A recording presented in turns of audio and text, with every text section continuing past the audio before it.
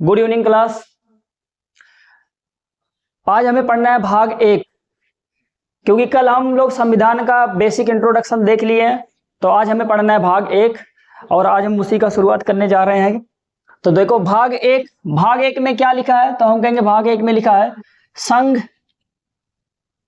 एवं उसका राज्य क्षेत्र, उसका राज्य क्षेत्र। अब देखो भाग 1, जब हम भाग 1 की बात करते हैं तो हमने ये तो देख लिया कि भाग 1 में क्या लिखा है, संघ एवं उसका राज्य क्षेत्र। ये अपने भाग 1 का नाम है। जैसे हमने कहा था ना कि मतलब जो भाग होता है ये अध्याय का काम करता है, क्योंकि संविधान एक किताब थी, ठीक ना। तो उसमें जो भाग होता है वो किसका काम करता है, तो हम कहते हैं अध्याय का काम करता है।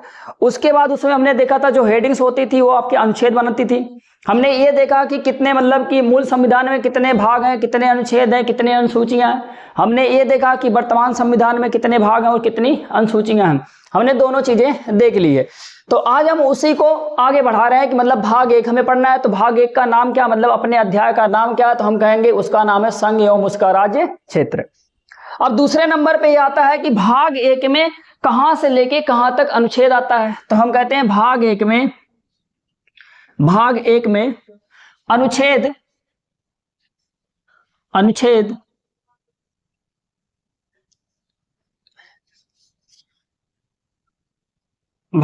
अनुच्छेद 1 से लेके 4 तक आता है। मतलब अनुच्छेद 1, अनुच्छेद 2, अनुच्छेद 3 और अनुच्छेद 4, ठीक ना। तो सबसे पहले हमें कहां से शुरू करना है, तो हम कहेंगे हम शुरू करेंगे अनुच्छेद 1 से। अनुच्छेद 1 से शुरू करेंगे। और अनुच्छेद 1 में कहा गया है कि भारत राज्यों का संघ है, ठीक ना। अनुच्छेद 1 में क्या कहा गया, तो हम कहेंगे भारत जो है राज्यों का संघ है। भारत राज्यों का संघ है। अब बाबू पहले आपको यह समझना है कि यह संघ क्या होता है, ठीक ना। अभी बाद में आएंगे इस पर कि मतलब भारत राज्यों का संघ है। अनुच्छेद को हम बाद में एक्सप्लेन करते हैं, पहले हमें यह देख लेना है कि संघ ये क्या होता है, ठीक ना। तो हम अभी पहले देखो संघ समझने से पहले ये समझो कि जैसे हमने कहा कि देखो ये शब्द आपको अंग्रेजी में अच्छा समझ में आएगा, हिंदी में आपको उतना अच्छा समझ में नहीं आएगा, क्योंकि इसके लिए 3 टर्म्स बनाए गए हैं। देखो पहले एक बनाया जाता है फेडरेशन। क्या बनाया जाता है, एक बनाया जाता है फेडरेशन, और दूसरा टर्म आता है कॉन्फेडरेशन, और एक टर्म आता है यूनियन। अब देखो फेडरेशन का मतलब भी हिंदी में संघ होता है, और अंग्रेजी में जो कॉन्फेडरेशन रखा है इसको हम बोलते हैं परिसंघ, और जो यहां पर यूनियन दे रखा है इसको भी हिंदी में हम क्या बोलते हैं, संघ ही बोलते हैं। इसीलिए कह रहा था, अब बताओ यहां भी संघ है, यहां भी संघ है, तो दोनों संघ क्लियर होते नहीं। इसीलिए यहां पर मैंने बताया कि देखो फेडरेशन समझो, कॉन्फेडरेशन समझो और यूनियन समझो। अब इनको हम अलग अलग से समझते हैं कि ये फेडरेशन क्या होता है, ये कॉन्फेडरेशन क्या होता है और ये यूनियन क्या होता है। देखो फेडरेशन का मतलब ये होता है कि जैसे ये छोटे छोटे देश होते हैं, मतलब छोटे छोटे राज्य होते हैं। ऐसे मान लो कि छोटी छोटी कुछ शक्तियां हैं, और ये शक्तियां क्या कर रही हैं, अपनी थोड़ी थोड़ी शक्तियों को देकर ये लोग एक क्या बना ले रही हैं, एक समझ लो एक बड़ी सी शक्ति बना ले रही हैं। समझ गए कि मतलब ये जो छोटे छोटे राज्य हैं ये अपनी कुछ शक्तियों को दे देकर एक बड़ी सी शक्ति बना लेते हैं। तो इसको हम क्या बोलते हैं, इसको हम संघ बोलते हैं। लेकिन देखो चीजें यही कॉन्फेडरेशन में भी होती हैं कि हमने कहा कि कॉन्फेडरेशन में ये छोटे छोटे क्या होते हैं, इसमें भी छोटे छोटे ऐसे राज्य होंगे, और ये अपनी शक्तियों को देकर थोड़ी अपने शक्तियों को देकर एक बड़ा सा राज्य बना लेंगे, या एक कोई बड़ा सा संघ बना लेते हैं। ऐसे इसमें भी होता है, ऐसे इसमें भी होता है। तो दोनों में अंतर क्या है, दोनों में बस अंतर इतना होता है, शक्तियों का अंतर होता है, एग्रीमेंट का अंतर होता है। जैसे यहाँ का हमने कहा फेडरेशन में क्या होता है, अगर ये एक बार इसमें आ गए तो इतना मजबूत एग्रीमेंट होता है कि फिर ये दोबारा ये लोग अलग नहीं हो पाते हैं। अगर दोबारा इनको अलग होना होता है तो उसके लिए और भी बहुत सारे प्रोसेस करने पड़ते हैं, तभी जाके ये सब अलग हो सकते हैं। तो हम क्या कहते हैं, इनको हम बोल देते हैं फेडरेशन है। तो इसका एग्जाम्पल क्या हुआ, तो इसका एग्जाम्पल में अगर आप देखोगे तो यहाँ होता है यूएसए, समझ गए। अमेरिका इसका मतलब यूएसए का मतलब होता है यूनाइटेड स्टेट्स ऑफ अमेरिका, जिसको हम क्या बोलते हैं, आम भाषा में अमेरिका ही बोलते हैं, ठीक ना। तो अगर कोई आपसे फेडरेशन पूछे तो आप कहेंगे छोटे छोटे राज्य मिलकर एक कोई बड़ा संघ बना देते हैं, तो उसको हम क्या बोलते हैं, फेडरेशन बोलते हैं, या उसको हम संघ बोलते हैं। लेकिन इतना मजबूत एग्रीमेंट होता है कि ये इनका जब मन करे तब ये अलग नहीं हो सकते हैं। इनको अलग होने के लिए पापड़ बेलने पड़ेंगे, तभी जाके यहाँ से अलग हो पाएंगे। लेकिन देखो कॉन्फेडरेशन क्या होते हैं, तो कॉन्फेडरेशन में भी यही होता है कि जो छोटे छोटे यहाँ पर देश राज्य होंगे या छोटे छोटे आप देश के समूह होंगे, ये लोग क्या करेंगे, ये लोग पहले एक बड़ी सी शक्ति बना लेंगे जिसको हम क्या बोलते हैं, परिसंघ बोलते हैं। परिसंघ क्यों बोल रहे हैं, क्योंकि इनके पास इतना मजबूत स्ट्रॉन्ग, कहने का मतलब इतना मजबूत एग्रीमेंट नहीं है कि ये अलग नहीं हो सकते हैं। इनका जब मन कहेगा तो कुछ दिनों तक रहेंगे, फिर उसके बाद ये अपने आप को बैकआउट कर सकते हैं। लेकिन यहाँ पर बैकआउट करने का रास्ता नहीं होता है। जैसे इसके लिए सबसे बेस्ट एग्जांपल, जैसे आपने सुना होगा, एक नाटो का नाम सुना होगा, नाटो हो गया, यूरोपीय यूनियन हो गया, समझ गए, या यूएन हो गया। ये सब आपके क्या है, छोटे छोटे देशों ने मिलकर इन सबको ऐसे संघों को बनाया, तो इनको हम संघ नहीं, इनको हम परिसंघ बोलते हैं। नाटो भी एक आपका परिसंघ है, ठीक ना। यूरोपीय यूनियन भी एक आपका क्या है, परिसंघ है। यूएन भी एक आपका क्या है, परिसंघ। ऐसे बिम्स्टेक होता है, मतलब बहुत सारे हैं। धीरे धीरे हम लोग ज्योग्राफी में पढ़ेंगे, बहुत सारी जगहों पर पढ़ेंगे। ये जो सीरीज चल रही है इसमें हम लोग पॉलिटी भी कवर करेंगे, हिस्ट्री भी कवर करेंगे, ज्योग्राफी भी कवर करेंगे, ठीक ना, और विधिवत कवर करेंगे। कोई भी स्टेट एग्जाम होगा आपके लिए अच्छा, मतलब इससे अच्छा जितना कंटेंट यहाँ पर बताया जाएगा उतना सफिशिएंट होगा।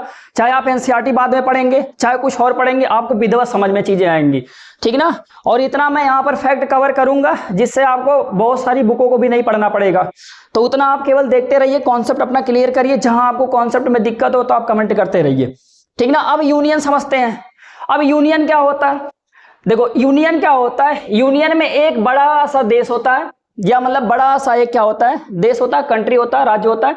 ये क्या करता है, अपने यहाँ प्रशासनिक सुविधा के लिए क्या करता है, छोटे छोटे राज्यों में अपने प्रशासनिक यूनिट बना लेता है। मतलब ये क्या कर रहा है, यूनिट बना रहा है, छोटे छोटे प्रशासनिक यूनिट बना ले रहा है। इनको ये क्या कह रहा है, राज्य बोल रहा है, समझ गए। एक बड़ा सा देश, अब ये क्या कर रहा है, छोटे छोटे प्रशासनिक यूनिटों में इनको क्या कर रहा है, तोड़ रहा है।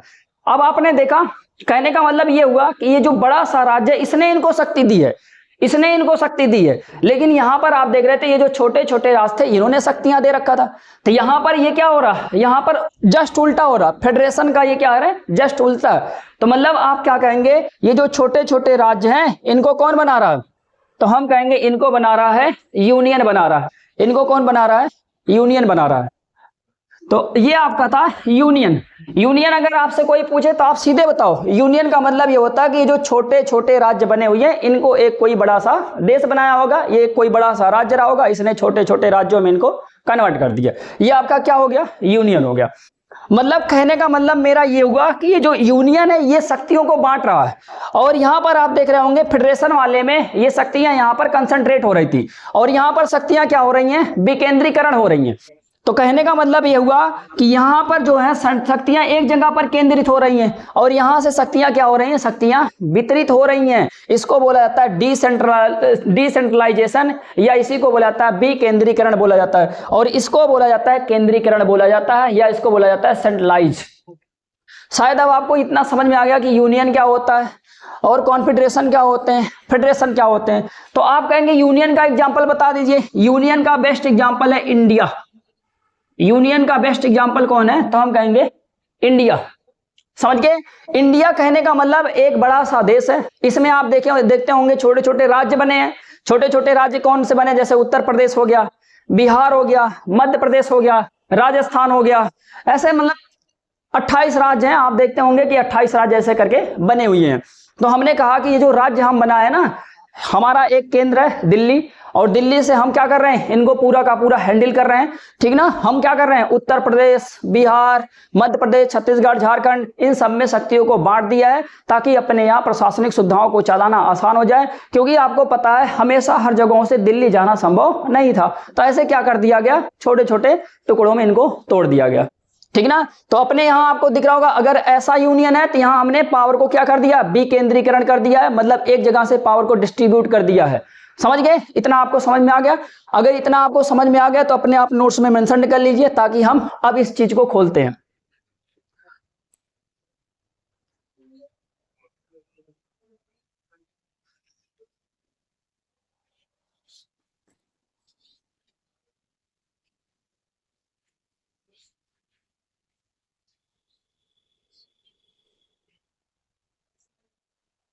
अब देखो, अब हम आते हैं आर्टिकल 1 पर। अब आर्टिकल 1 में क्या कहा गया? आर्टिकल 1 में बोला गया भारत राज्यों का संघ। अब इसमें दो बातें बोली गई हैं। अब दोनों की दोनों बातों को पहले हम समझते हैं। देखो, इसमें दो बातें कही गई हैं। पहली बात क्या है? हम पहली बात को बोलते हैं, इसमें बोला गया है कि संघ का नाम लेकर, कि मतलब संघ का नाम। दो बात कौन सी की गई है? एक किया गया संघ का नाम, कि मतलब अपने संघ का नाम क्या होगा, ठीक ना। अच्छा, अपना वाला संघ कौन सा है? सभी को पता है ये यूनियन है, सभी को पता है ये यूनियन है। अच्छा, यूनियन अगर से होगा तो इसका मतलब ये हुआ कि यूनियन में आने के रास्ते होंगे, जाने के रास्ते नहीं होंगे। जैसे हमने कहा कि अगर कोई आके अपने यूनियन में मिलेगा तो उसको फिर अलग होने का अधिकार नहीं है, क्योंकि इनको कौन बना दिया? हम कहेंगे इनको यूनियन ने बना दिया है, ठीक ना। तो पहले आप समझो ये क्या है, संघ का नाम। दूसरा, यहां पर राजनीतिक प्रकार को लेकर बात की गई है। राजनीतिक प्रकार की बात की गई है, ठीक। कहने का मतलब अनुच्छेद 1 में क्या बोला गया है? भारत राज्यों का संघ है। दूसरे नंबर पे क्या बोला गया? संघ का नाम इसमें रखा गया और राजनीतिक प्रकार रखा गया। संघ का नाम में ये बोला गया, देखो इसका नाम भारत होगा, अपने संघ का नाम भारत होगा, या अंग्रेजी में इसको हम क्या बोलते हैं? इंडिया बोलते हैं, ठीक ना। मतलब भारत के संघ का नाम क्या होगा? तो हम कहेंगे अपने संघ का नाम क्या है? भारत है, या तो हम क्या बोलते हैं? इंडिया। हिंदुस्तान कहीं पर भी मेंशन्ड नहीं है, समझ गए। अपने संघ का नाम क्या हुआ? भारत या इंडिया। अभी हमने बात किया कि ये जो इंडिया होता था ये क्या है? संघ है। संघ का मतलब यूनियन है। अच्छा, अगर यहां पर यूनियन शब्द बोला गया है तो इसका कुछ और भी तो मतलब होता होगा कि ये जो यूनियन समझाया गया है, ये जो संघ है, ये कैसा संघ है? तो हम कहेंगे देखो, हम एक बड़े से यूनिट हैं, और बड़े से यूनिट है, हमने अपने प्रशासनिक सुविधा के लिए हमने क्या कर दिया है? छोटे छोटे राज्यों में हमने शक्तियों को बांट दिया है, ठीक ना। तो अगर हम कहें कि सर इसमें कोई राज्य बाहर से आना चाहे तो आ सकता है, तो आप कहोगे हाँ आ सकते हो, लेकिन जब एक बार आ गए तो अब आप संघ का हिस्सा बन गए, और जब आप संघ का हिस्सा बन जाओगे तब आपको यहां से निकलने का रास्ता नहीं होगा। जैसे आपने सुना होगा कि एक मतलब की ज्योग्राफी में एक टर्म्स होता है ब्लैक होल। यहां पर इसको भी मैं आपको बताता हूं कि आपने नाम सुना होगा ब्लैक होल। ये कैसा होल है, समझ गए? ब्लैक होल का मतलब ये होता है कि एक ऐसे बड़ा सा मान लो पिंड है, ठीक ना। इसमें क्या होता है? ये ऐसा होल, जैसे यहाँ पर सूर्य की किरणें गई, सूर्य की किरणें यहाँ तो चली जाती हैं, लेकिन यहाँ से वापस सूर्य की किरणें नहीं आ पाती हैं। जैसे हमने कहा कि अभी मान लो, जैसे यही देखो व्हाइट बोर्ड है, इस पे अगर से सूर्य की किरणें पड़ेंगे तो यहाँ से रिफ्लेक्ट हो जाएंगी, लेकिन ये जो ब्लैक बॉडी होती है, ब्लैक होल होता है, अगर यहाँ पर सूर्य की किरणें चली जाती हैं तो यहाँ से उनको निकलने के अधिकार नहीं होते हैं। ऐसे ही अपने संघ में भी होता है, अगर कोई राज्य एक बार यहां पर आ गया ना तो वो संघ का हिस्सा हो जाता है, अब यहां से उसको निकलने का अधिकार नहीं है। अब ये इसलिए बता रहा हूं क्योंकि यहां हमें एक चीज मेंशन करने हैं, समझ गए? तो ये क्या बन गया? कहने का मतलब अब जो यहां से राज्य बाहर से आके मिला, इस राज्य को किसने मिलाया? हमने कहा कि इसको अब हमने संघ ने बना दिया। अगर ये संघ ने बनाया है तो आप सोचो ये क्या बन गया? ये बन गया ना, हमने कहा कि देखो यहां पर हम राज्यों का विनाश तो कर सकते हैं, लेकिन यहां संघ का विनाश नहीं हो सकता, क्योंकि संघ ने इनको बनाया। क्या ये यहां से अलग हो पाएंगे? नहीं अलग हो पाएंगे। क्यों नहीं अलग हो पाएंगे? क्योंकि हमें पता है कि इनको संघ ने बनाया है। जब तक ये हैं तो ये संघ के ऊपर चल रहे हैं। संघ जब चाहे तो इनको अपने में फिर से क्या कर सकता है? मिला सकता है। लेकिन अगर ये चाहे कि नहीं हमें अलग होना है तो इनको अलग होने का अधिकार इनके पास नहीं है, क्योंकि इनको संघ ने बनाया, ठीक ना। इतना पॉइंट समझ में आ गया। तो इसका मतलब ये हुआ, तो राज्य तो विनाश हो सकते हैं लेकिन यहां पर संघ का विनाश नहीं हो सकता। तो एक बहुत अच्छा टर्म्स इनके लिए आता है कि जो अपना संघ है, मतलब जो अपना संघ है, इसको हम बोल सकते हैं जो भारत, मतलब कहने का मतलब जो अपना संघ है या मतलब भारत है, उसके बारे में एक टर्म्स बहुत अच्छा आता है कि यह विनाशकारी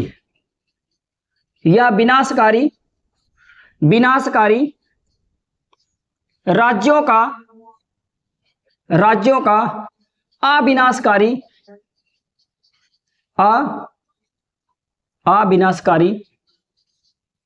संघ है। अविनाशकारी संघ है। क्या मैं बोला? मैंने कहा जो अपना संघ है ये क्या है? यह विनाशकारी राज्यों का अविनाशकारी संघ है। कहने का मतलब ये हुआ राज्यों का विनाश तो हो सकता है लेकिन यहां पर जो संघ बना है उसका विनाश नहीं हो सकता है। लेकिन जो अमेरिका होते हैं उनको बोला जाता है अविनाशकारी राज्यों का अविनाशकारी संघ है। लेकिन यहां पर हम क्या बोल रहे हैं, विनाशकारी राज्यों का अविनाशकारी संघ है। मतलब यहां पर आप राज्यों को हटा सकते हो, मतलब राज्यों को, दो राज्यों को मिला के एक राज्य बना सकते हो, या एक राज्य को आप तोड़कर दो राज्य बना सकते हो, समझ गए। लेकिन यहां संघ को नहीं तोड़ा जा सकता है, इसीलिए यहां पर बोला गया यह विनाशकारी राज्यों का अविनाशकारी संघ। क्लियर, समझ गए, इतना पॉइंट आपका क्लियर हुआ। तो हम कहेंगे संघ का नाम लेकर एक बात हुआ है, तो संघ के नाम में किसकी बात की गई है, भारत या इंडिया की बात की है। क्या अपने संविधान में भारत को हिंदुस्तान भी कहा गया है, तो हम कहेंगे नहीं, क्योंकि अनुच्छेद 1 में किसकी बात की गई है, तो हम कहेंगे अनुच्छेद 1 में बात की गई भारत और इंडिया की बात की गई है। अच्छा, अगर आपको इतना समझ में आ गया तो हम राजनीतिक प्रकार को भी समझ लेते हैं, ठीक ना। अब राजनीतिक प्रकार समझेंगे।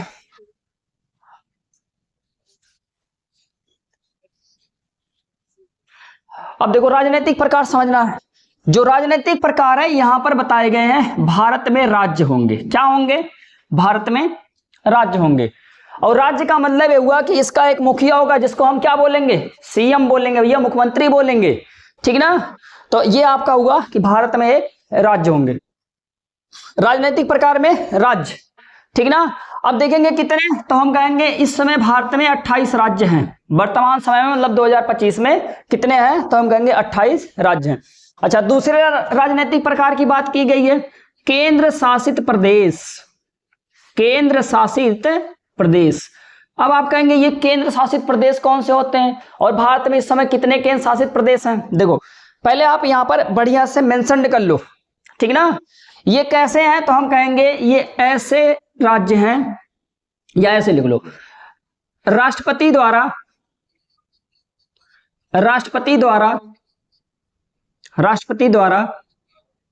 नियुक्त किए गए, राष्ट्रपति द्वारा नियुक्त किए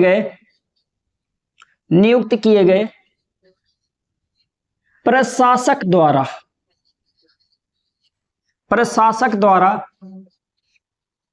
प्रशासित किया जाता है, बस। मतलब केंद्र शासित प्रदेश क्या होते हैं, तो हम कहते हैं केंद्र शासित प्रदेश का मतलब इन्हें राष्ट्रपति द्वारा नियुक्त किए गए प्रशासक द्वारा इनको प्रशासित किया जाता है। जैसे हमने कहा, देखो इसमें क्या होता है ना, गवर्नर नियुक्त किए जाते हैं, तो गवर्नर होगा, तो गवर्नर क्या करेगा, ऐसे चलाएगा इनको। गवर्नर का मतलब राज्यपाल होगा, ठीक ना। इतना क्लियर हो गया। अगर आपसे पूछे कि बताओ कितने केंद्र शासित प्रदेश हैं, तो वहां आप लिख दो सीधे कि ये 8 केंद्र शासित प्रदेश इस समय भारत में प्रेजेंट हैं, ठीक ना। दो चीजें हो गई, राज्य कितने हैं भारत में, हमने कहेंगे 28, केंद्र शासित प्रदेश कितने हैं, 8। तो राज्य क्या होते हैं, राज्यों को देखो छोटे छोटे यूनिट में तोड़ा गया है, ठीक ना, अपने यहाँ के प्रशासनिक सुविधा के लिए। और केंद्र शासित प्रदेश का मतलब क्या होता है, ये ऐसे राज्य हैं जो राष्ट्रपति द्वारा नियुक्त किए गए प्रशासक के द्वारा क्या किया जाता है, इनको प्रशासित किया जाता है। अभी हमें एक यहां पर और लिखना है, जैसे हमने कहा एक बात की गई है राज्य की, दूसरी बात की गई है केंद्र की, और तीसरी बात भी इसी में की गई है। तीसरी बात को थोड़ा इधर ला के लिखते हैं। तीसरी बात इसमें किसकी की गई है, तो हम कहते हैं तीसरी बात इसमें, देखो तीसरी बात की गई है ऐसे राज्य जिन्हें केंद्र सरकार द्वारा कभी भी प्राप्त किया जा सकता है, ठीक ना। क्या लिखेंगे इसमें, तो हम कहेंगे ऐसे राज्य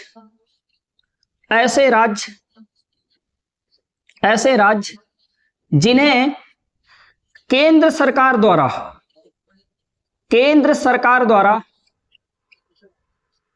कभी भी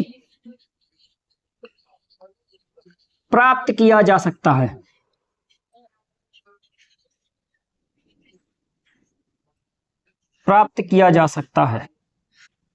जैसे आपने देखा था सिक्किम, गोवा, दादर नगर हवेली, ये सब क्या है, तो हम कहेंगे ये ऐसे राज्य थे जिन्हें क्या कर लिया गया, केंद्र सरकार द्वारा इन्हें एक्वायर किया गया था। तो आई होप आपको, देखो अनुच्छेद 1 में इतनी सारी चीजें थी। अगर आपको अनुच्छेद इतना समझ में आ गया तो अनुच्छेद 1 आपको समझ में आ गया। अगर कोई पूछे कि अनुच्छेद 1 क्या है, तो आपको सीधे बताना है कि यह भारत राज्यों का संघ। संघ के बारे में आपको बता देना, ये कौन सी संघ की बात करता है, तो हम कहते हैं ये यूनियन की बात करता है। और अनुच्छेद ये दो चीजों की बात करता है, एक संघ का नाम लेकर बात करता है, एक राजनीतिक प्रकार का बात करता है। तो राजनीतिक प्रकार में इन्होंने एक बताया है राज्य होगा, एक बताया है केंद्र शासित प्रदेश होंगे, और एक बताया ऐसे राज्य जिन्हें केंद्र सरकार द्वारा कभी भी प्राप्त किया जा सकता है। अगर आपसे कोई पूछे कि ये बताओ केंद्र शासित प्रदेश क्या होते हैं, तो आप कहेंगे यहाँ पर राष्ट्रपति के द्वारा प्रशासक नियुक्त किए जाते हैं और उन्हीं के द्वारा इनको क्या किया जाता है, प्रशासित किया जाता है। तो ये आपका रहा अनुच्छेद 1, ठीक ना। ये क्या है, तो हम कहेंगे ये है अनुच्छेद 1।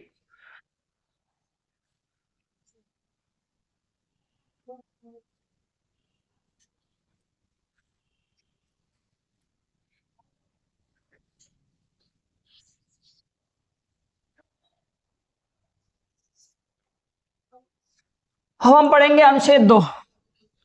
अनुच्छेद 2 में क्या है, अनुच्छेद 2 में है नए राज्यों का निर्माण या नए राज्यों की स्थापना। समझना पहले बढ़िया से, तभी आपका क्लियर होगा। ये नए राज्यों का निर्माण, नए राज्यों का निर्माण या नए राज्यों की स्थापना, ये दो चीजें कह रहा है। नए राज्यों का निर्माण या नए राज्यों की स्थापना बोल रहा है। अब बाबू ये नए राज्य कौन से आ गए, ठीक ना, नए राज्यों का निर्माण। तो यहां आप एक ना छोटे में लिख लो कि ये यहां पर विदेशी से कह रहा है, विदेशी राज्यों को मिलाना। यहां पर आप एक टर्म में लिख लो, विदेशी राज्यों को मिलाना, विदेशी राज्यों को मिलाना। अगर आपसे कोई पूछे कि अनुच्छेद 2 में क्या है, तो आप सीधे बता सकते हो विदेशी राज्यों को भारत में मिलाना या विदेशी राज्यों को भारतीय संघ में मिलाना। ये है अनुच्छेद 2 में। तो यहां कहने का मतलब ये हुआ कि जैसे मान लो कि ये भारत है, अब ये भारत है, हम कहते हैं यहां पर कोई एक राज्य जैसे मान लेते हैं सिक्किम है। अब सिक्किम को हम क्या कर रहे हैं, भारत में मिला रहे हैं, ठीक ना। सिक्किम को हम क्या कर रहे हैं, भारत में मिला रहे हैं। अगर हम सिक्किम को भारत में मिला रहे हैं तो इसका मतलब ये हुआ कि हम क्या करें, ये तो भैया पहले ये क्या था, ये भारत का भाग थोड़ी था, मतलब भारतीय संघ का हिस्सा ये नहीं था, तो ये बाहर का था। तो हमने कहा कि इसको हम मिला लिए, तो ये कहने का मतलब ये हुआ कि ये विदेशी राज्य हुआ।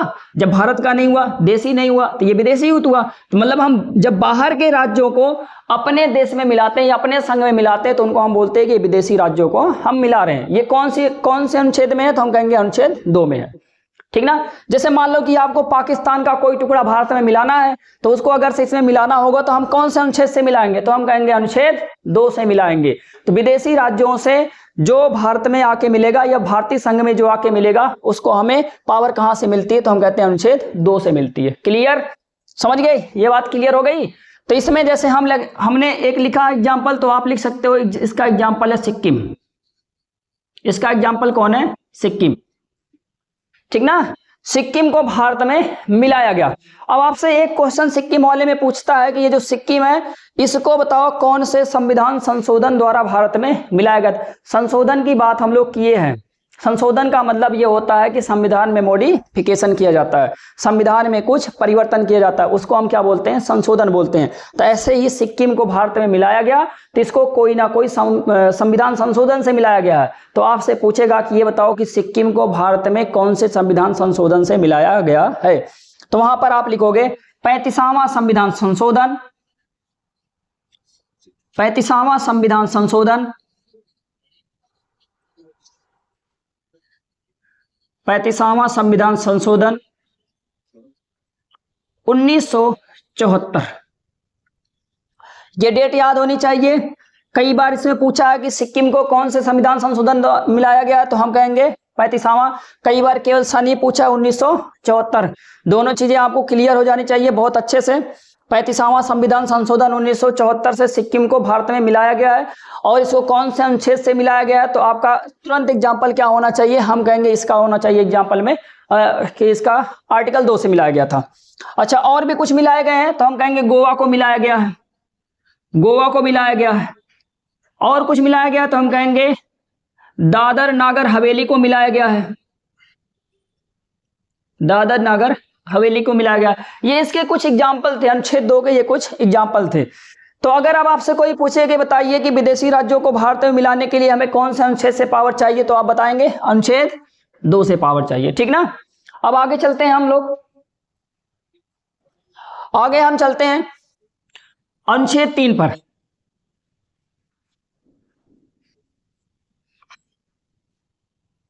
अनुच्छेद 3 पर चलते हैं। अनुच्छेद 3, अनुच्छेद 3 में भी यही लिखा गया है, नए राज्यों का निर्माण, नए राज्यों का निर्माण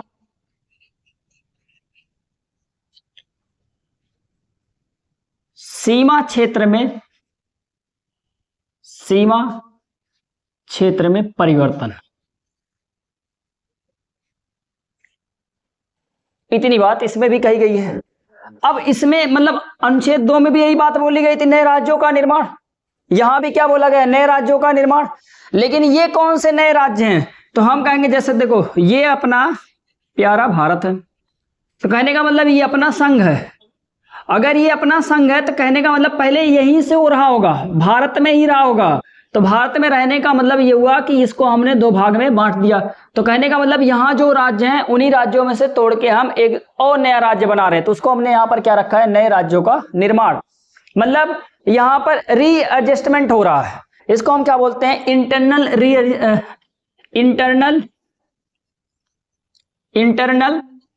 रीएडजस्टमेंट बोलते हैं इसको।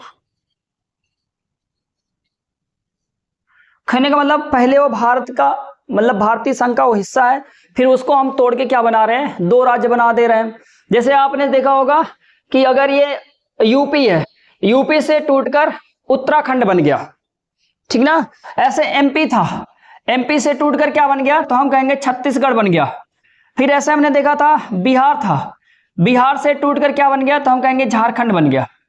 तो ये सब क्या हो रहे हैं, मतलब उत्तर प्रदेश पहले से भारतीय संघ का हिस्सा था, ठीक ना, भारतीय संघ का हिस्सा था, और भारतीय संघ से ये टूटकर क्या फिर से उसी को तोड़कर 2 राज्य बना दिए, उत्तर प्रदेश से ये 2 राज्य बना दिए गए।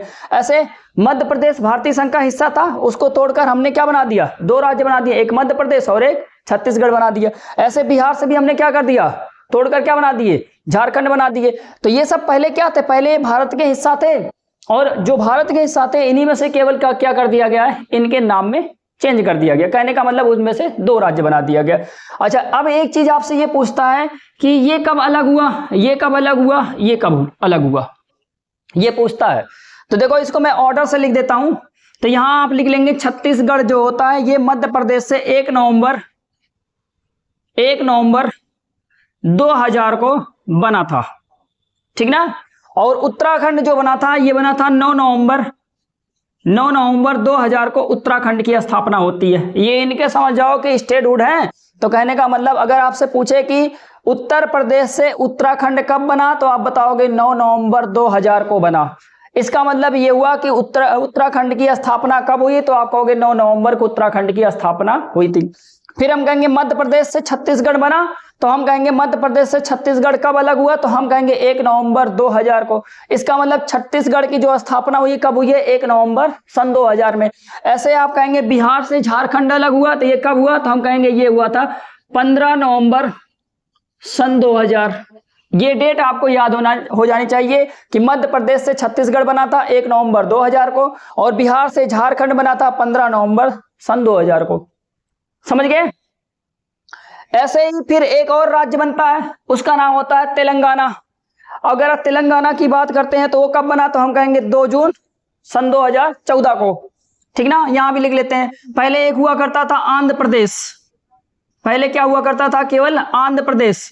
अब इस आंध्र प्रदेश से टूटकर एक नया राज्य बनता है जिसको हम बोलते हैं तेलंगाना बोलते हैं, ठीक ना, तेलंगाना बोलते हैं। अब आपसे पूछेगा कि तेलंगाना की स्थापना कब हुई थी, तो हम कहेंगे 2 जून 2014। ये सब डेट वोट आप थोड़ा बहुत याद कर लेना, क्योंकि इन सबसे कभी कभी डायरेक्ट फैक्ट आ जाते हैं, ठीक ना। अब देखो इतनी चीजें आपको याद हो गई, मतलब ये आपको चीजें समझ में आ गई ना कि नए राज्यों का निर्माण कैसे हो रहा है, इनके सीमा क्षेत्रों में परिवर्तन क्या हो रहा है। सीमा क्षेत्रों में परिवर्तन का मतलब भी समझो, ये तो अभी नए राज्यों का निर्माण हुआ ना। अब आप कहोगे कि अगर उत्तर प्रदेश से उत्तराखंड अलग हो गया, तो पहले जहां उत्तर प्रदेश ऐसे बड़ा सा हुआ करता रहा होगा, अब उसमें हम क्या कर रहे हैं, इतना अलग कर दे रहे हैं, तो बताओ अब इसके सीमा क्षेत्र में परिवर्तन हुआ कि नहीं हुआ? तो यही चीज है इसमें, और कुछ नहीं है, ठीक ना। अब देखो इसमें 3-4 चीजें कही गई हैं, उनको भी थोड़ी से देख लेते हैं, तभी आगे बढ़ते हैं।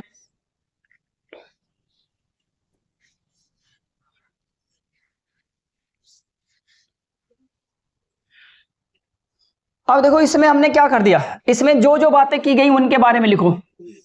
पहले नंबर पे यहां पर क्या बोला गया है, हम नए राज्यों का फॉर्मेशन कर सकते हैं, मतलब ऐसे लिखो, नए राज्यों का निर्माण, नए राज्यों का निर्माण किया जा सकता है। मतलब संसद क्या करती है, क्या कर सकती है, नए राज्यों का निर्माण कर सकती है। फिर हम क्या कहेंगे, सीमा क्षेत्र में परिवर्तन कर सकती है, या कहने का मतलब बढ़ा सकती है। तो यहां लिख दो सीमा क्षेत्र को बढ़ा सकती है, सीमा क्षेत्र को बढ़ा सकती है। सीमा क्षेत्र को क्या कर सकती हो, बढ़ा सकती है। फिर देखो सीमा क्षेत्र को क्या कर सकती हो, घटा सकती है, सीमा क्षेत्र को घटा सकती है। अगर यहां भी नहीं समझ में आएगा यहां बताऊंगा। फिर ए क्या होता है, सीमा क्षेत्र में परिवर्तन कर सकता है, सीमा क्षेत्र में परिवर्तन कर सकता है।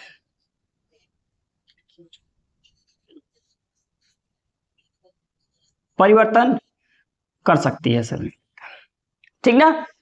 ये अगर आपसे पूछे अनुच्छेद 3 में क्या है, तो अनुच्छेद 3 में यही 4 चीजें केवल हैं।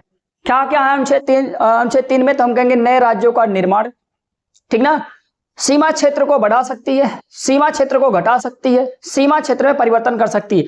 बाबू ये सब कौन करेगा, तो हम कहेंगे ये सब करेगी संसद। ये किसके पास अधिकार होगा, तो हम कहेंगे ये करेगी संसद। ये किसके पास अधिकार है, तो हम कहेंगे ये संसद के पास अधिकार है। अब आपसे कहेगा ये बताओ संसद में कौन कौन है, तो हम कहेंगे संसद में 3 लोग हैं। संसद में 3 लोग कौन कौन से हैं, पहले पे आप लिखो कि यहां पर राष्ट्रपति है, कौन है, राष्ट्रपति है। फिर हम कहेंगे यहां पर लोकसभा है, कौन है भैया, लोकसभा है। फिर कहेंगे यहां पर क्या है, तो हम कहेंगे राज्यसभा है, ठीक ना। तो ये कभी कभी क्वेश्चन पूछ लेता है कि ये बताओ संसद में क्या है क्या नहीं है, तो संसद में याद रख के रहना क्या है, हम कहेंगे राष्ट्रपति होता है, लोकसभा होता है और राज्यसभा। तीनों के मतलब तीनों को मिला के एक साथ बोल दो, उसको हम बोलते हैं संसद बोलते हैं, ठीक ना। राष्ट्रपति, लोकसभा, राज्यसभा, क्या है ये, संसद। क्लियर हो गया आपका। तो मतलब अगर आपसे पूछे नए राज्यों का निर्माण कौन कर सकता है, तो आप कहोगे संसद। सीमा क्षेत्र को बढ़ा सकता है कौन, हम कह सकते हैं संसद। सीमा क्षेत्र को घटा सकती है तो कौन कर सकता है, संसद। सीमा क्षेत्र में परिवर्तन कौन कर सकती है, तो हम कहेंगे संसद। समझ गए, इतना चीज आपको अगर से आ गया तो ये समझ जाओ कि आपको अनुच्छेद 3 जो है पूरा का पूरा समझ में आ गया। अच्छा एक ट्रिक भी देख लेते हैं थोड़ा। यहां बोला है नए राज्यों का निर्माण, और निर्माण के लिए अंग्रेजी आती है फॉर्मेशन। क्या आती है अंग्रेजी इसके लिए, तो हम कहते हैं फॉर्मेशन। फॉर्मेशन का मतलब होता है निर्माण या बनाना होता है, ठीक ना। ऐसे सीमा क्षेत्र को बढ़ा सकती है, तो बढ़ाने के लिए अंग्रेजी आती है इंक्रीज, इंक्रीज। और यहां बोला घटा सकती है, तो घटाने की अंग्रेजी आती है डिक्रीज। क्या आती है अंग्रेजी, डिक्रीज। और परिवर्तन के लिए देखो चेंज भी आती है अंग्रेजी, और एक अच्छा अंग्रेजी होता है अल्टरेशन। तो मैं यहां पर लिखूंगा अल्टरेशन, अल्टरेशन। अल्टरेशन का मतलब क्या होता है बाबू, परिवर्तन होता है। अल्टरेशन का मतलब क्या होता है, परिवर्तन होता है। यहां से हमने एफ निकाल लिया, यहां से हमने आई निकाल लिया, यहां से हमने डी निकाल लिया, और यहां से हमने ए निकाल लिया, और इसको एक साथ मिला दिया। ये आपके क्या बन गए, तो हम कहेंगे ये बन गया मेरा फिदा, ठीक ना। ये बन गया क्या आपका फिदा। तो आपको क्या होना चाहिए, तो हम कहेंगे फिदा आपको याद होना चाहिए। तो अनुच्छेद 3 में क्या है, तो आप सीधे बोलो फिदा है, ठीक ना। अब फिदा अगर से है तो क्या, फिदा का मतलब एफ का मतलब फॉर्मेशन, मतलब नए राज्यों का फॉर्मेशन। हम कहेंगे आई, आई का मतलब इंक्रीज, मतलब जो नए राज्य आप बना रहे हो उनकी सीमा में आपको, उनकी सीमा को आप बढ़ा सकते हो। फिर कह रहा है डिक्रीज, या राज्यों की सीमा को आप घटा सकते हो। फिर कह रहा है अल्ट्रेशन, या राज्यों की सीमा में क्या किया जा सकता है, परिवर्तन किया जा सकता है। इतनी चीजें अगर आपको आ गई तो ये समझ जाओ कि आपका अनुच्छेद 3 भी कंप्लीट है, ठीक ना। इतनी चीजें अगर आपको आ गई तो अनुच्छेद 3 भी आपका कंप्लीट है। एक बार आप लिख लो, फिर आगे चलते हैं।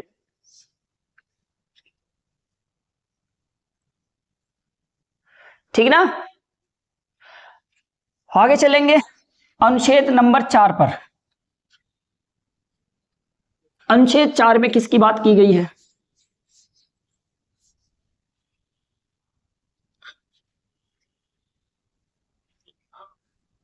अनुच्छेद 4 में किसकी बात की गई है? देखो अनुच्छेद 4 में जो बात की गई है, बोला गया है कि देखो अनुच्छेद 2 और अनुच्छेद 3। अनुच्छेद 2 में हमने देखा विदेशी राज्य को मिला रहे थे, और अनुच्छेद हमने 3 में देखा कि अपने ही राज्य में थे, मतलब अपने ही संघ में थे, उनमें हम केवल कर रहे हैं वहां से उठा के दूसरे नए राज्यों का निर्माण कर रहे थे, यही तो कर रहे थे। तो कह रहा है अनुच्छेद 4 में कि अनुच्छेद 2 और अनुच्छेद 3 में, समझ गए, अनुच्छेद 2 और अनुच्छेद 3 में किए गए उपबंध जो है अनुच्छेद 368 के तहत नहीं आएंगे।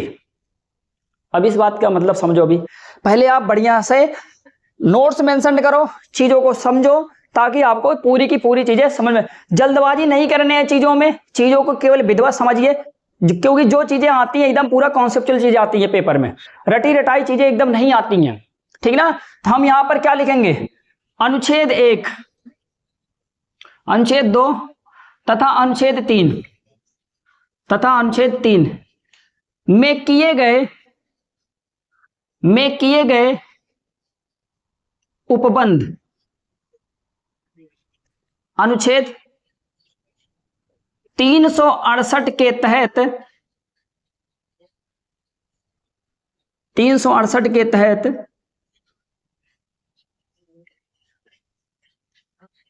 संशोधित नहीं किए जाएंगे या नहीं किए जा सकते, नहीं किए जा सकते। अब ये आपको समझना है। ये बताओ अनुच्छेद 368 क्या है? मैं क्या बोला? अनुच्छेद 2 और अनुच्छेद 3 में किए गए उपबंध, समझ गए, अनुच्छेद 368 के तहत संशोधित नहीं किए जा सकते। कहने का मतलब अगर आपको कुछ भी अनुच्छेद 2 में परिवर्तन करना हो, आपको अनुच्छेद 3 में परिवर्तन करना हो, तो आप अनुच्छेद 368 का सहारा नहीं ले सकते, समझ गए। इसमें क्या होता है और इसमें क्या होता है मैं आपको पहले बता देता हूं। सबसे पहले आप ये समझ जाओ कि अनुच्छेद 368 है क्या। क्या है अनुच्छेद 368?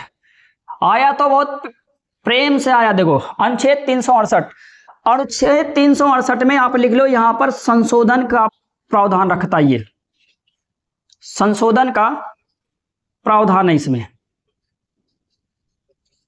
ठीक ना। अगर हमें संविधान में कुछ चेंज करना हो तो हम क्या करेंगे? अनुच्छेद 368 के तहत करते हैं।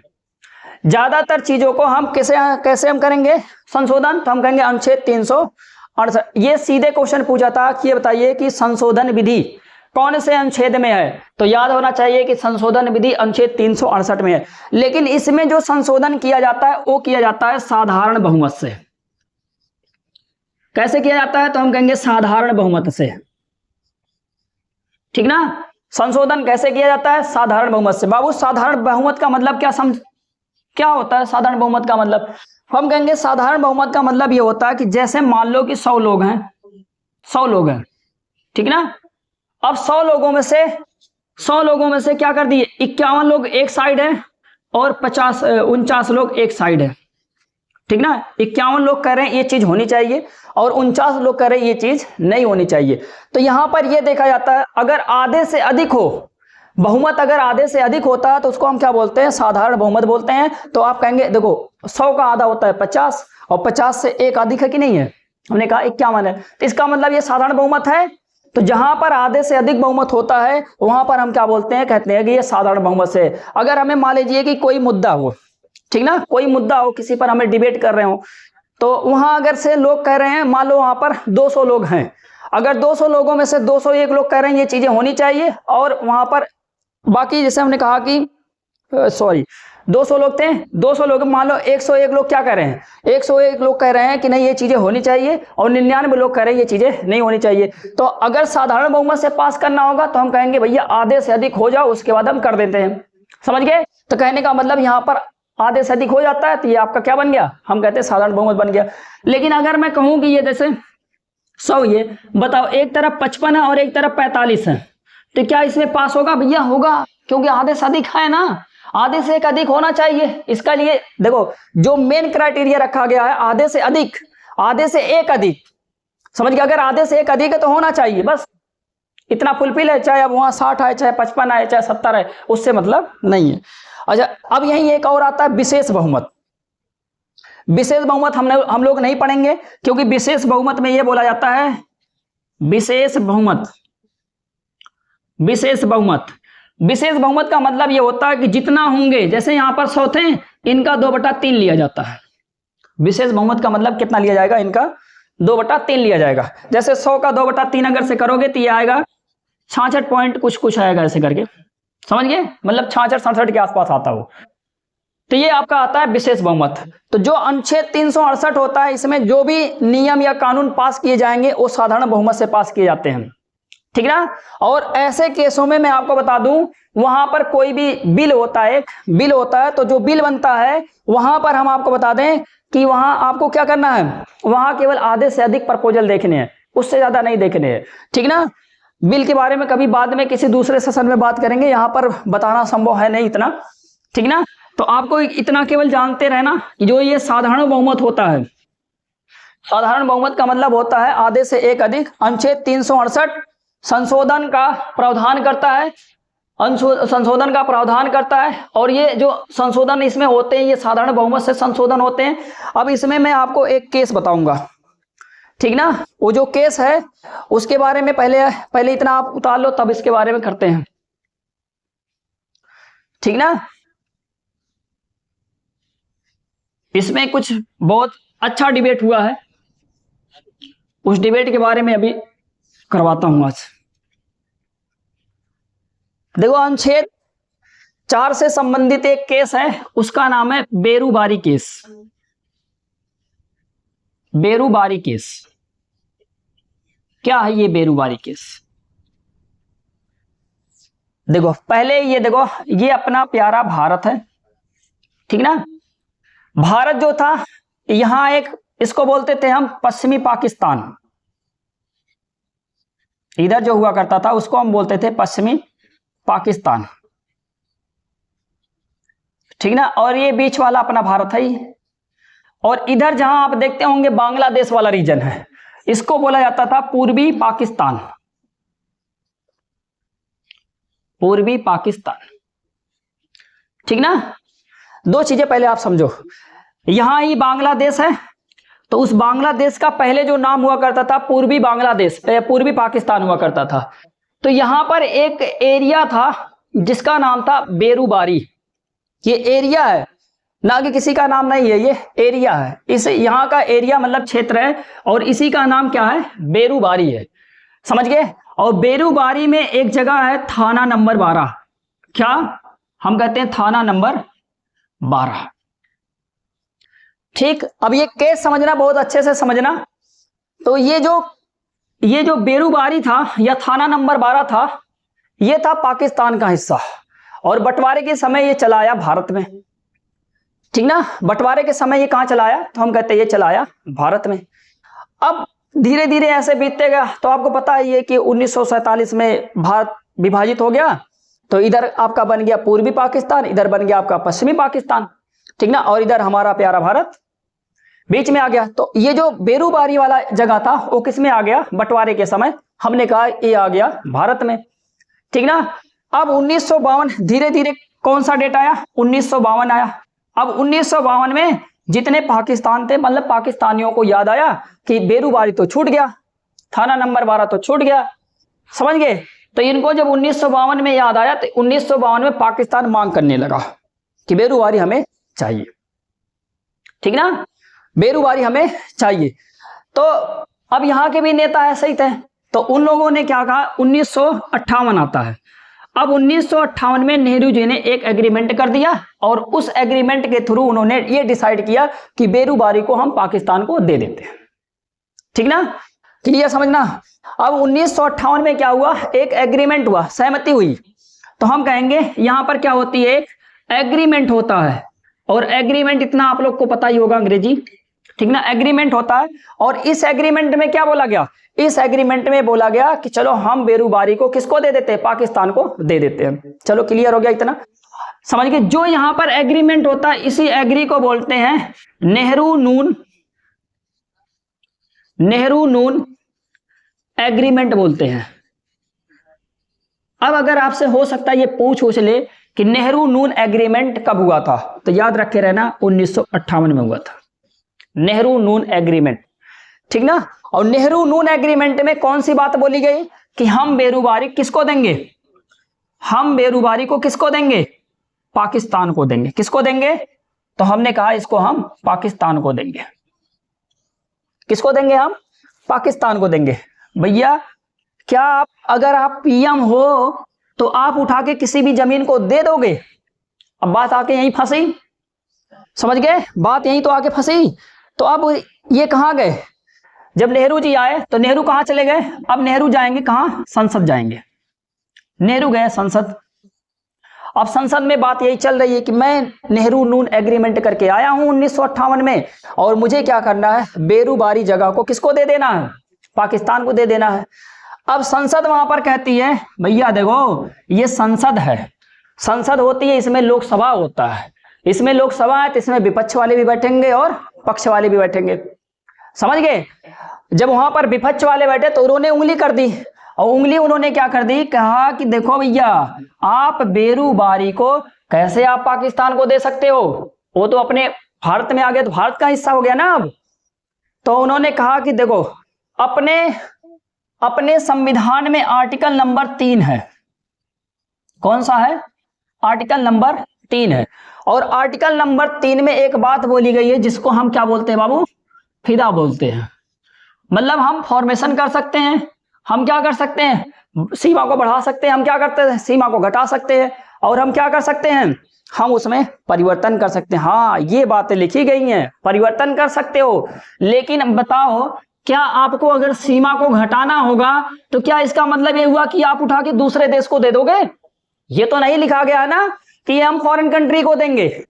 अब उसमें बात ये बोली गई है कि फॉरेन कंट्री को देने की बात चल रही है ना, कि अगर आप पाकिस्तान को दे रहे हो, ये बात कहां लिखी भैया संविधान में, कि अपने देश की जो मिट्टी है उसको उठा के हम किसी और को दे दे, ठीक ना।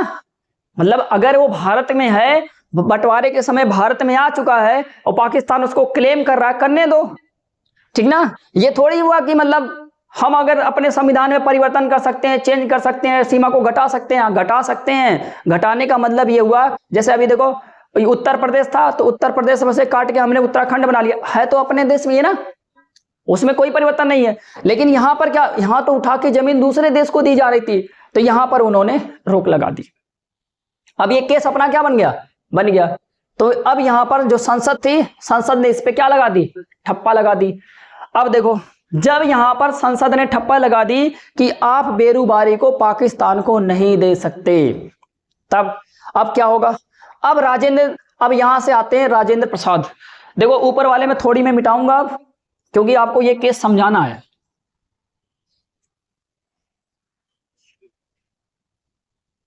अब आता है, आपको पता होगा कि संसद में क्या था, तो संसद में क्या था, हमने कहा संसद में क्या था, तो हमने कहा संसद में अपना था राष्ट्रपति था, और हमने कहा लोकसभा था, हमने कहा राज्यसभा था। अब आप कहेंगे लोकसभा ने तो नकार दिया, अब बचा राष्ट्रपति। भैया जो ये राज्यसभा होता है ये ज्यादा कुछ खास इतना एक्टिव नहीं रहता है, मेन रोल इन्हीं दोनों का होता है। अब राष्ट्रपति क्या करेगा, अब भैया जो प्रधानमंत्री कहेगा वही राष्ट्रपति सोचेगा करने के लिए। तो राष्ट्रपति क्या करता है, इसके पास शक्ति होती है, इसको शक्ति मिलती है आर्टिकल 143 से। कहां से इसको शक्ति मिलती है, अनुच्छेद 143 से। अब जो ये अनुच्छेद 143 होता है इसमें कौन सी बात बोली जाती है, इसी का प्रयोग करता है राष्ट्रपति, और ये कहां पहुंच जाता है, सुप्रीम कोर्ट पहुंच जाता है। एससी का मतलब होता है सुप्रीम कोर्ट, और सुप्रीम कोर्ट का मतलब होता है उच्चतम न्यायालय या सर्वोच्च न्यायालय। हिंदी भी बता देता हूं इसका, समझ गए क्या मैंने बोला, मैंने बोला कि देखो संसद होती है, इसमें राष्ट्रपति होता है, लोकसभा होता है, राज्यसभा होता है। अब राष्ट्रपति जो है ये अपने आर्टिकल नंबर 143 से पावर क्रिएट करता है। अब कहेंगे, आप कहेंगे कि बताओ आर्टिकल 143 में क्या है, तो सुन लो आर्टिकल 143 में है पब्लिक इंपॉर्टेंस के लिए, ठीक ना, लिखना चाहते हो तो आप लिख लो। पब्लिक इंपॉर्टेंस के लिए राष्ट्रपति सुप्रीम कोर्ट जा सकता है, या सुप्रीम कोर्ट से कुछ सवाल पूछ सकता है, या सुप्रीम कोर्ट से सलाह ले सकता है। तो यहां मैं लिख भी देता हूं, चलो लिख भी देता हूं, पब्लिक इंपॉर्टेंस के लिए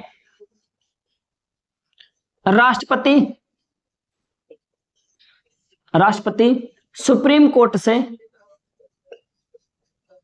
सलाह ले सकता है।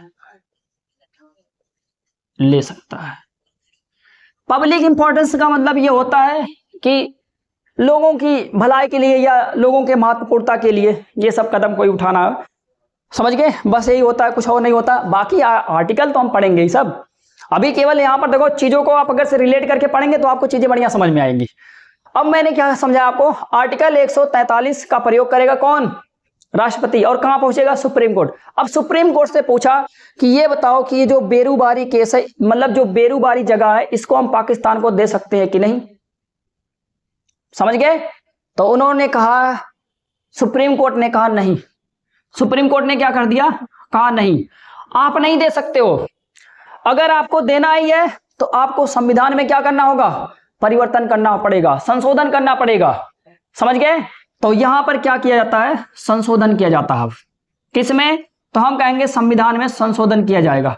अगर केस नहीं समझ में आते हैं तो ज्यादा टेंशन नहीं लेने का, ठीक ना।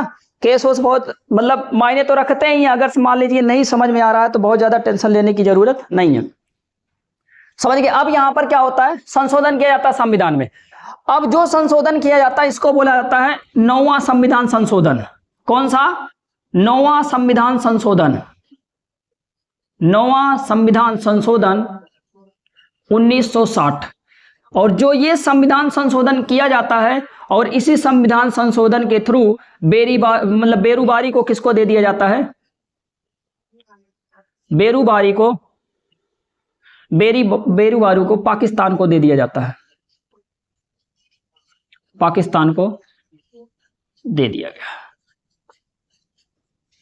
एक चीज आपको बता दें, जब यहां पर डिबेट होती है ना संसद में, जब संसद में विपक्ष वाले बोलते हैं कि देखो आप बेरूबारी को पाकिस्तान को नहीं दे सकते, तो नेहरू जी ने एक और बात बोली थी वहां पर। नेहरू जी ने कहा कि देखो हमारे पास डेमोक्रेसी है, तो हम क्या करते हैं, हमारे पास अगर से शक्तियां नहीं है तो हम प्रस्तावना से शक्ति ले लेते हैं, और प्रस्तावना में अगर से शक्ति एक है तो उस प्रस्तावना से जो हम शक्ति लेते हैं उसका नाम रखा गया था डेमोक्रेसी, लोकतंत्र।